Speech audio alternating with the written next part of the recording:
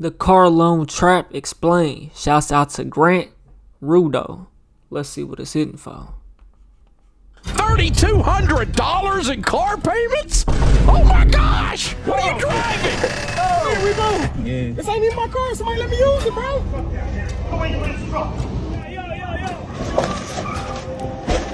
This is the crazy world of the American auto market. American auto loan debt is at an all-time high, now standing at $1.6 trillion. And the crazy part, that's enough to buy every single residential home in New York City and still have money left over. So what do? We've built a society that pretty much requires a car to live in, but cars are now more expensive than ever. Americans have always had a strange relationship with vehicles. They're not just a form of transportation to us. They are status symbols, freedom machines, and for most, a measure of success. Cars allow you to... I done been in so many wrecks, bro. Had so many car problems. And I don't care for no car, bro. I just want a decent car, bro. Point A to point B. I done had a Benz wrecked. Wasn't my fault. Nice car, wasn't nothing wrong with it. To travel the country and explore everything America has to offer. And they've been a staple in our lives since the first car rolled off the line at Henry Ford's factory. Not only that, but we're trained from a young age that a cool car means that someone is doing well. If you see your neighbor pull up in a brand new Lamborghini, it's not the truth, man. He must be doing something right. But as financing and leasing options have become easier to get, that's starting to flip on its head a little bit. You see, the cars that used to provide us freedom and a journey through life are now turning into prisons of monthly payments, sometimes ruining people's lives off of a dumb decision they made just to look cool in front of some of their friends. But how did we get here? How could something so amazing turn into a trap for so many? And how did the car dealership industry turn into a loan dealership industry? To explain this further, let's break down what exactly happens when you show up at a dealership to purchase a brake. Buy here, pay here's are the worst, bro. You want the worst monthly payment, the highest, go to a buy here, pay here. They gonna charge you 15% interest rate, bro. They want the payments every 2 weeks. And then like a place like Carmart, that's a buy here, pay here. You know what I'm saying? Them Carmarts and shit. And then, you know, they jack the prices of them cars up so fucking high, bro. They'll have a fucking 2010 Honda Accord for $15,000. You go to another car lot down the road, but because you got to go to a bank to get financing, the same car is $8,000. The same car, same mileage, just a different color. They fucking scamming, bro. I never go to a fucking Carmart, bro. Brand new car. At the dealership, there are... I went to they pull up to their lots. I look at the prices. I'm out of here. I'm looking at the price. This for that? No. They do be having some decent cars though. They'll run, you know, but. Characters. Number one, you, the buyer. Number two, the dealer. The guy sitting across from you at the desk trying to sell you on that new SUV you just have to have. Number three, you have the manufacturer of the car. And finally, number four, the most important player that hides in the shadows, the bank. This is who really runs the show in the background. And if you're not careful, they will all work together to pull the hood over your eyes and sign you up for a loan that will leave you holding the bag in 5 years. And truthfully, we've seen this before. Remember back in 2008 when realtors were selling homes to individuals that might not necessarily have been able to afford them, but the banks bent the rules just to write another mortgage. And then all of a sudden, the whole house of cards... You can't blame the realtor, bro. You can't blame the realtor on that. That's the bank that's approving them for them fucking loans. And the dumbass person taking the loan. That's not the realtor's fault, bro. The realtor is selling the property, bro, not the loan. Not the monthly payment, bro. Now the price of the home might be a little bit different. You talk about that. But you talk about a bad loan. That ain't got nothing to do with the realtor, bro. That's the loan officer at that point.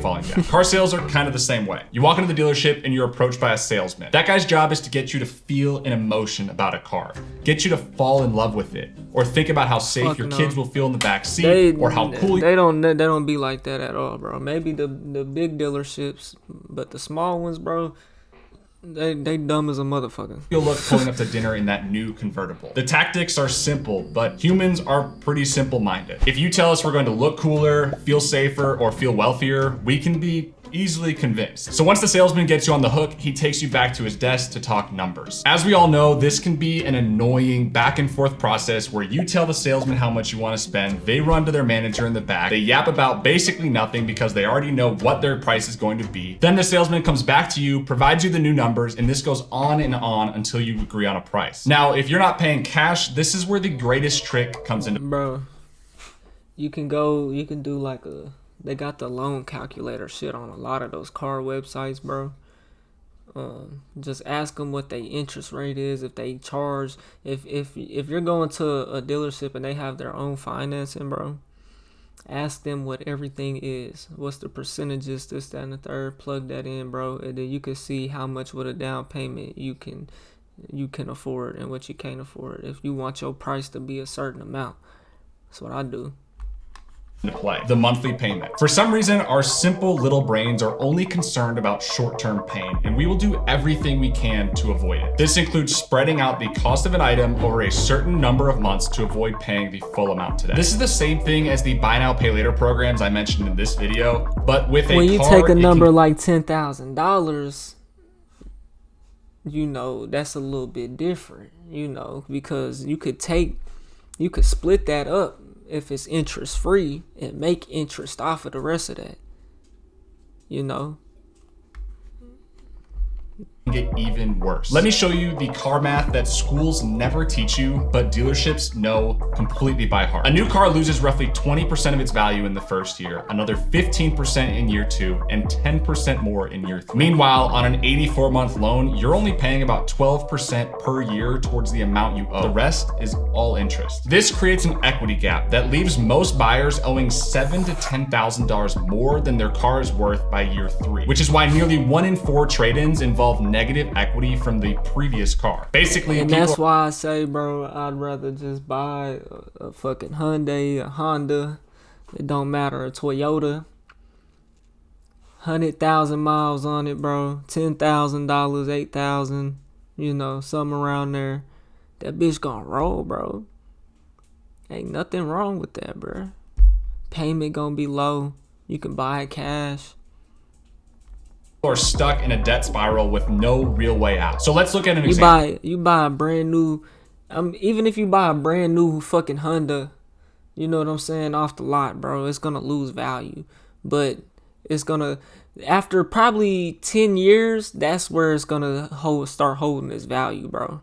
You know what I'm saying? After about 10 years, you know, you don't want a car, you know, you don't want to buy it and then a brand new car didn't hold it for 10 years so it can hold its value.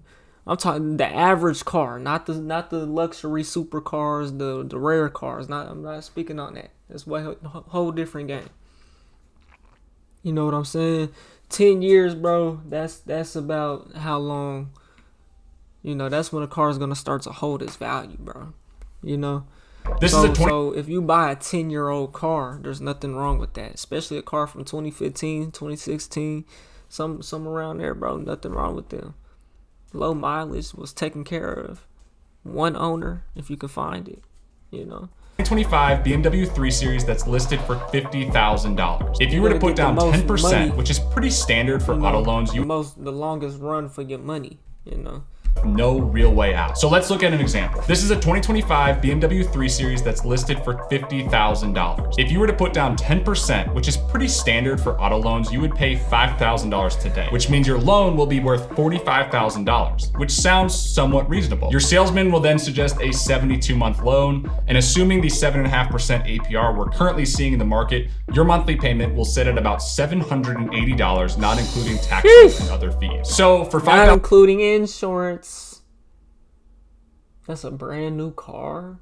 You're every bit of 500 if you my age. If you me, every bit. Like I told y'all, bro, I had a fucking 2010 S-Class, my nigga. Nigga, that shit was $500 a month, full coverage. No matter where I went, bro. $1,000 today and $780 per month for the next 6 years, you too can drive off the lot with a brand new BMW. Only problem is you're not actually signed up to pay $45,000 over the next 6 years. In fact, if you pay your loan off over the next 6 years without missing a single payment, you will end up paying $56,160, which is over $10,000 more than the original. And you put $5,000 down.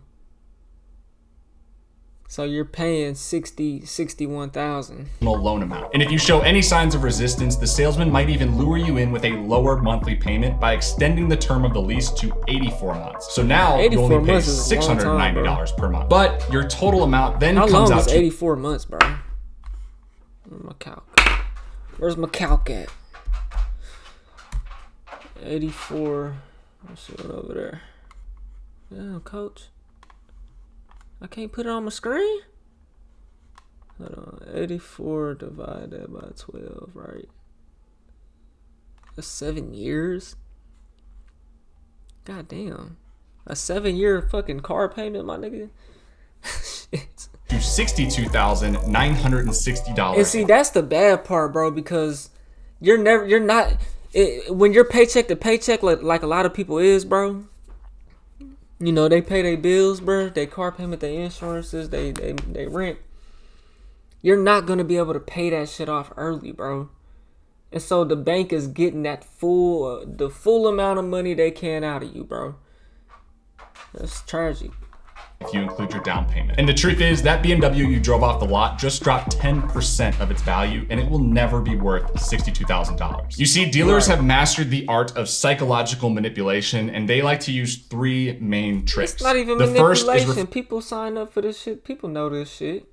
A lot of people don't, and they're stupid. But a lot of people do know this. That a car, if you buy a brand new car, at least, a lot of people know that. You know what I'm saying? It's like common sense. Referred to as the 4-square method, where they will intentionally confuse you by juggling 4 variables at once: purchase price, down payment, monthly payment, and trade-in value. All designed to make you pay more and not really realize what's going on. They will write in big letters, scratch things out, flip the paper over, and write over previous numbers, pretty much just to wear you down and make you sign. The second trick they use is called the time pressure close, which is the art of making the deal you're being presented is only going to last for so long. They might even say that the deal is only available today, or that they have someone coming in this afternoon to look at the same car, all in the hopes that they will pressure you into making a decision in order to not lose out to someone else. And finally, the third trick they use is focusing on— Don't fall for it. It's okay, bro.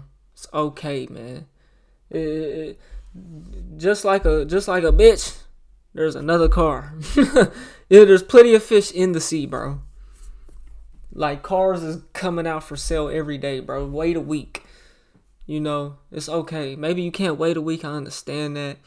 You know, but if you can, it's okay, bro. You know? All of your attention on the monthly payment. By steering the conversation away from the total price and towards the monthly payment, they're able to hide thousands in extra costs. For example, they can raise the price of the vehicle, but lower the monthly payment by stretching the loan from 3 years to 6 years. By only focusing on the monthly payment, they're hoping that you don't realize that you just went from a 36-month payoff period to 72 months. All they want you to know is that your monthly payment went down by $100. So why do we do it? Why do Americans spend so much money on cars? Well, it's partially out of our control. If you have a low monthly payment, now if your shit is $700 a month and they lower it to $500, that's really not. That's a big difference, bro. But that's still killing you, though, bro. You know what I'm saying? Unless that you can actually apply that other $200 every single month, bro. You know what I'm saying? And some to pay it off earlier. You know, like if you have a super low monthly payment, bro, and you're able to add extra money on top of that and never make the minimum payment, then you're okay. You know, you can pay it off early. You know, you're still going to be paying interest though, but control. Over the last 5 years, we've seen a perfect storm in the car market, driving prices to levels we've never seen before. During the pandemic, the supply— It's not like you have to, your minimum payment is so fucking high to where if you happen to, an emergency happen, you know, you wouldn't be able to make that payment or whatever. You wouldn't be able to make that, pay for that emergency expense, like whatever it is, bro. If cars fell off a cliff due to computer chip shortages, the factories weren't making any new cars and the car lots began to empty out. This drove the supply of cars into the ground and the demand began to skyrocket, leading to even higher used car prices, especially with all the families moving out of the big cities into more suburban areas where they couldn't rely on public transportation as much. On top of that, inflation... Wait, so he said, let me run it back right quick. I want to hear why he said that the reason why the cars was selling for more than what they... Because at a point in time, bro, a used car, bro, you could have flipped that hoe. You know, if you had bought it at the right time, bro, you know what I'm saying, and sold it at the right time, you could have made a little profit. And prices to levels... You know, if you had got it registered or whatever, you probably wouldn't have made that much of profit, bro. You got insurance and all type of shit. You had it, like, you still lost money, bro. You probably got back what you lost. Probably still lost some. Over the last 5 years, probably still lost. We've seen a perfect storm in the car market, driving prices to levels we've never seen before. During the pandemic, the supply of cars fell off a cliff due to computer chip shortages. The factories weren't making any that's new what cars, it was. and I remember that. Car lots began to empty out. This drove the supply of cars into the ground and the demand began to skyrocket, leading to even higher used car prices, especially with all the families moving out of the big cities into more suburban areas where they couldn't rely on public transportation as much. On top of that, inflation was close to 9%. So your dollar had almost 10% less buying power than it did in 2019. So as buyers, things were more expensive than ever and our dollars could not keep up, leading us to where we are today, spat out the other side of the pandemic with $1.6 trillion in auto loan debt. So what can we do to solve this? Well, if you're already in debt on a car, we first need to figure out how much debt you have on the car. So first, let's assess the damage. Going back to our BMW example earlier, let's pretend that we bought that BMW 3 Series in 2021 for $50,000, and now in 2025, we have paid off 3 years of that 84-month loan. In total, we paid the $5,000 deposit plus 36 months of payments at $690 or $24,840 total, meaning we still owe another $33,120 on the loan. We then head over to Kelley Blue Book to find the value of the car, and it looks like our 2021 BMW 3 Series is only worth about $28,000. We are now officially negative on our loan, or underwater as the industry calls it. We still have $33,120 left to pay, and if we sold the car today, we only get Same about thing can happen for a house, bro. $1,000, which means we are $5,120 underwater on our loan. Obviously not great, but we now know what we're working with. So what do we do now? The first solution you might turn to is refinancing. This is basically the act of selling your loan to a new bank that will provide you with new terms, potentially making your monthly payment less in the long run. More specifically, if your credit score has improved a lot since you opened the loan, or if interest rates have dropped significantly, refinancing might make a big difference for you. But if you're underwater on your loan by over $10,000, or if your car is old and high mileage, most lenders won't even bother trying to refinance for you. So it's really not a solid option to rely on. Other than refinancing, there are a few ways to get out of the mountain of debt you are building, but none of them are going to be easy. First, you could sell the car today and just swallow the loss before it gets any worse. The pros of this is that it's a clean break, but you need to have the cash to cover the loss, or potentially pull out another loan to cover the loss, which I wouldn't necessarily recommend. Second, you could trade the car in for a much cheaper car and set up a new financing plan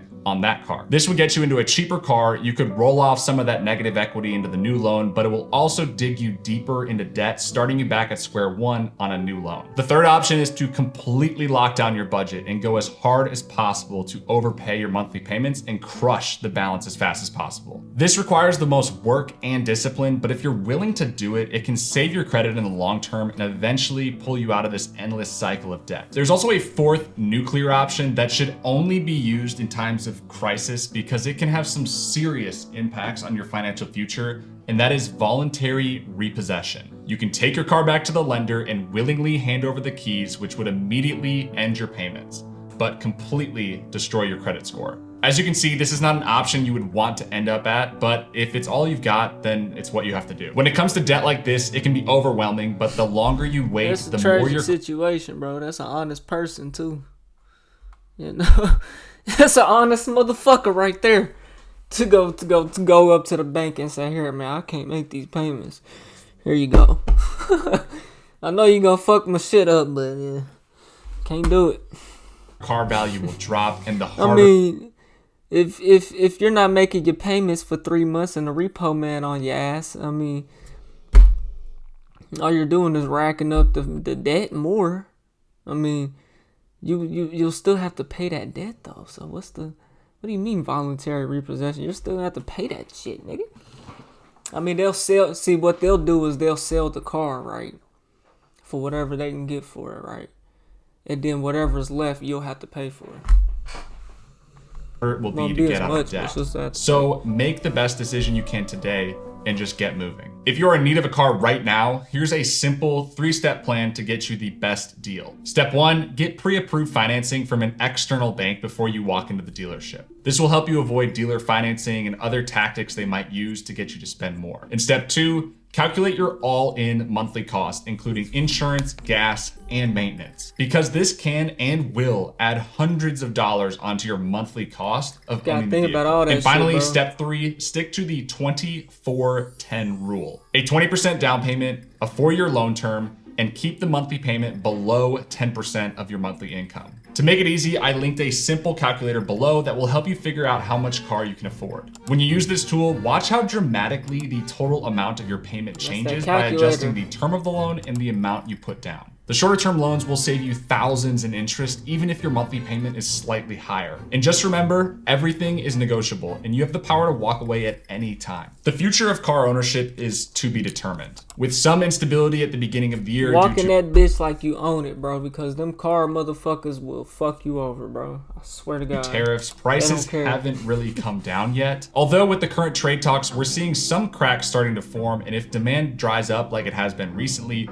the prices will eventually be forced down. So if you're in the car market for a car, new or used, and have the ability to wait, that's what I would do. In fact, that is exactly what I am doing as someone who is looking to trade in an older, high mileage car that is getting close to its last leg. Analysts are currently expecting interest rates to drop between 0.5 and 1% by midsummer 2025, which could also save you $30 to $60 per month on a typical loan. And by the end of 2025, I'm probably gonna fuck around, switch banks or something. I'm gonna look, my loan is not that much. So I'm gonna look at doing something about it, bro. New car inventory is expected to increase by 15 to 20%, which will also put some pressure on prices, likely driving them lower. So if you can wait 6 to 12 months before buying, you'll likely end up with a better deal. At the end of the day, a car that you're going to drive daily is not an investment. It's just an expense. But if you don't want that expense to end up driving you into mountains of debt, take your time when making the decision and really look into the... The fuck? Same time, bro, you gotta get to the bag, bro, and you know the only way I can get to the bag is if I have a car, bro. I can't walk, I can't take the bus. You know what I'm saying? Like, there's no public transportation for me where I live, bro, to get to where I need to go. Even then, bro, I wouldn't even want to do that, bro. Like, that'd be so long. Like, fuck no. I'd be doing like 15-hour days probably. It's just crazy. Like, no, a car at the same time is an investment, bro. It becomes not an investment when you can't afford the shit. When you have to pay insurance and rent and a high ass car payment, bro. Then it becomes not an investment, bro. Then it's taking more money away from you than you get to keep. You know, my fucking insurance was high, bro. And I'm finna switch companies right now. As soon as after this month, I'm not making the next payment. Fuck no. I'm not making the next payment, bro. I'm not. I'm finna cut my shit finna get cut in half. I'm going somewhere else. You know? It's not about to kill me. Then I won't be paying over $500 a month for a car. It would be less than that. $300. Numbers that are being presented in front of you. Just because it looks like a low cost today doesn't mean you're actually getting a good deal. Don't be afraid to walk away from the table and do what's best for you and your wallet. And definitely don't overspend to get something that makes you look more successful. Instead, save some money to enjoy life versus being trapped under a crazy monthly payment on a vehicle you'll probably grow tired of in the next 10 to 12 months. And here's my challenge to you. Calculate your true car cost by adding your monthly payment, insurance, average maintenance, and depreciation. Then ask yourself, is this vehicle worth X% of my monthly income? What else could I do with that money? If you want, share your numbers in the comments and we can workshop what the best deal might be. You can put that money into the market and you'll be happy. You'll be happy. Make them same monthly payments to the stock market for a year. You'll be happy you did it. I promise. Hey, man.